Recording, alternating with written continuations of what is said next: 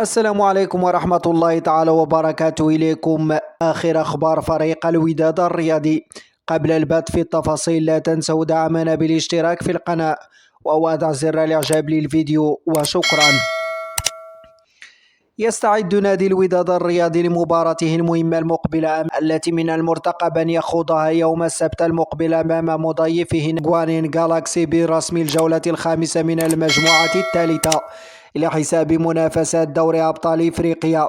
وهي المباراة التي يسعى من خلالها الفريق الأحمر أن يحسمها لصالحه. وحسب مصادر صحفية فإن عبد المجيد البرناكي رئيس المكتب المديري لنادي الوداد الرياضي خصص مبلغا ماليا مهما قيمته 4 ملايين سنتيم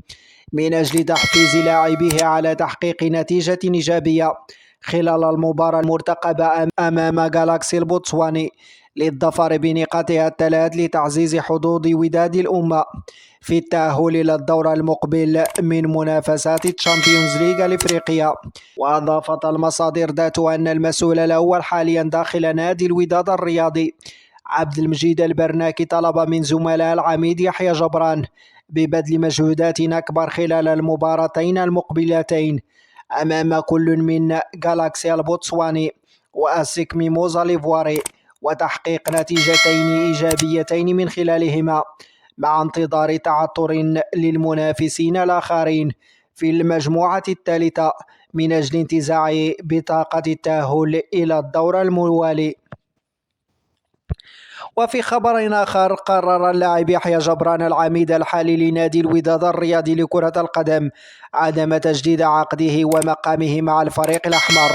لمواسم إضافية، وذلك نظرا لمجموعة من الأسباب برزها رغبته الكبيرة في تغيير الأجواء والبحث عن موارد مالية أكبر قبل اعتزاله كرة القدم، ثم نظرا للانتقادات الكبيرة التي طالته خلال الآونة الأخيرة من طرف مجموعة من الجماهير الودادية. وحسب معلومات صحفية من مصادر مقربة من اللاعب فإن العميد يحيى جبران وقع خلال الساعات القليلة الماضية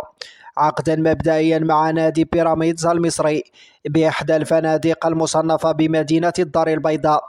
مشيرة أن ابن مدينة سطات فضل خوض تجربة جديدة في مشواره الكروي هناك بالدوري المصري بعدما رأى أنها آخر فرصة له من أجل الاحتراف، سيما أنه على مشارف الاعتزال نظرا لتقدمه في السن. وافادت نفس المصادر أن اللاعب الودادي يحيى جبران سيحصل مباشرة بعد انتقاله إلى فريقه الجديد المرتقب نادي بيراميدز المصري على مبلغ مالي قيمته 1,000,000 أورو، أي ما يفوق مليار سنتيم مغربية، لمدة موسم كروي واحد.